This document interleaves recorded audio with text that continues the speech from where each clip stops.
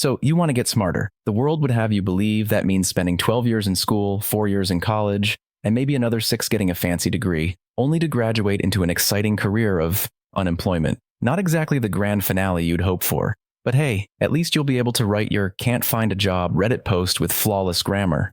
Now, if you clicked on this video, you probably suspect there's a better way to get smarter, one that doesn't involve selling a kidney for tuition. And you're right, becoming smart is actually way easier than most people think, even if you feel like your brain runs on dial-up while everyone else is on fiber optic. Here's the thing, when we say we want to be smarter, we don't mean we want to win trivia night at the local bar, though that's a nice bonus. What we really mean is, we want to learn skills that are actually useful, preferably ones that make money. We want to solve problems, ideally for money. We want to understand difficult topics so we can make more money and flex on people.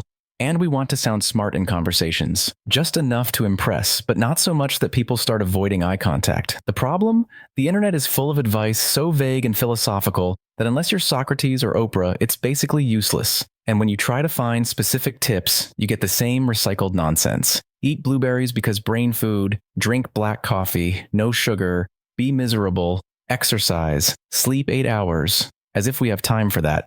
Listen to Beethoven, all decent advice. But let's be real, at some point you actually have to, learn stuff. So how do you really get smarter? One word, reading. Now, before you roll your eyes and click away, hear me out. The right kind of reading will make you dangerously intelligent. Here's how. Fiction? Great for reading speed, vocabulary, and bonus, it makes you feel like you have friends. Nonfiction? Now we're talking. This is where you learn things you can casually drop into conversation to sound interesting without being that guy. But here's the trick. Don't be annoying about it.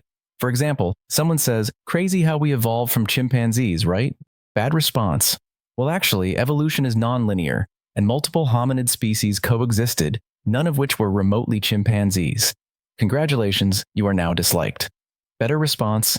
It is crazy, right? I was reading the other day, and apparently, we didn't evolve from chimpanzees, we just evolved side by side. See, you still flexed your knowledge, but now people actually want to keep talking to you. Now, how do you find books that make you smarter? Easy. Just think of something you want to learn. Say cooking, Google best books on cooking, pick one, and boom, instant knowledge. Now, technically, these books cost money, but if your finger accidentally slips, you might end up on a website where you might type in the book title and accidentally download a free copy. Oops. But reading alone won't make you smart. The real secret? Use what you learn. For example, if you read about cleaning, go clean something. Doesn't have to be your room, just any room. Boom, skill locked in.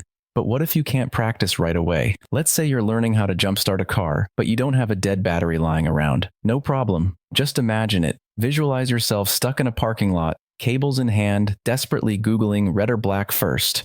Turns out, this little trick convinces your brain that the knowledge is useful, which means you'll actually remember it when the moment comes.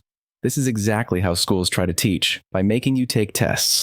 A test is basically just a fake emergency designed to trick your brain into remembering stuff. The problem? Once the test is over, your brain decides it's useless and deletes it.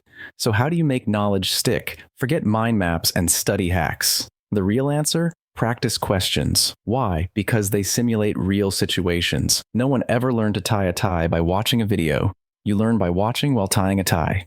If no practice questions exist, make your own. Pretend your life depends on knowing all the parts of a cell. Mitochondria, powerhouse, saved your life.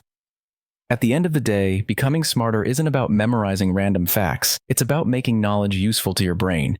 And that's why textbooks, despite being dry, dense, and soul-crushing, are the ultimate tool for getting smart. No fluff, no distractions, just pure, undiluted knowledge. And if you accidentally find yourself on a certain website that lets you download textbooks for free, well, I won't tell if you won't.